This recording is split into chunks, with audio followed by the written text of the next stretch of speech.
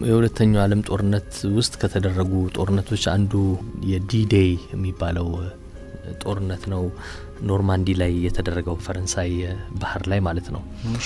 ይሄ አንድም የጥምር ኃይልና አሜሪካን እንግሊዝ የነበሩት ኃይል የናዚ ጀርመንን እንዲያሸንፍ ካስቻሉ ጦርነቶች እንደ ዋነኛው ተደርጎ የሚቆጠር ነው እና ደግሞ እስካሁንም ድረስ በባህር ኃይል እንደዚህ አይነት መጠነ ሰፊ ዘመቻ የተደረገበት ውጊያ በዘመናዊው ዓለም እስካሁን የለም ይባላል። ጁን 6 1944 ነበረ የተደረገው። የእንግሊዝ፣ የአሜሪካ፣ የካናዳና የሌሎችም ሀገራት ጥምር ጦሮች ኖርማንዲን ያጠቁበት በኖርማንዲና አቅራቢያው ያሉ የባህር ዳርቻዎች ነው ጥቃቱ የተፈጸመው። ጥቃቱ አስቀድሞ እቅድ የተያዘለት ጁን 5 እንዲሆን ነበረ፣ አንድ ቀን ቀደም ብሎ። ሁሉም ነገር ተጠናቆ ያው በሚስጥር የተያዘ ጉዳይ ነበረ።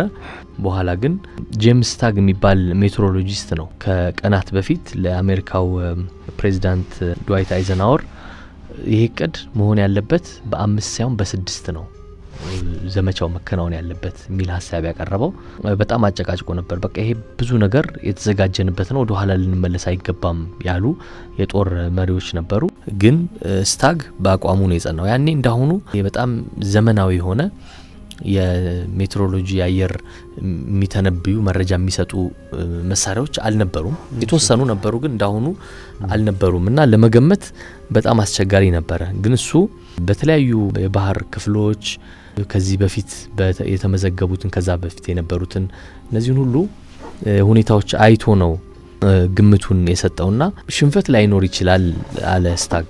ግን ደግሞ የተሻለ እርግጠኛ ለመሆን ግን ጁን 6 ነው የተሻለ ዘመቻ ማከናወን የሚቻለው ያለው አይዘንሃወር። በኋላ ላይ ተስማሙ፣ ሌሎቹም ተስማሙ፣ አሸነፈ እሱ። በጁን 6 ያ ዘመቻ ተደረገ። ያው በ10 ሺዎች ህይወት የጠፋበት ትልቅ ዘመቻ የሚባል ነው።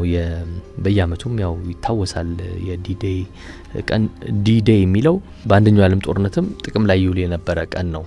የዘመቻው ስም እንዳይታወቅ ሲፈለግ ያው ሚስጥር እንዳይወጣ ቀኑም እንዳይታወቅ ሲፈለግ ዲ-ዴይ ይሉታል።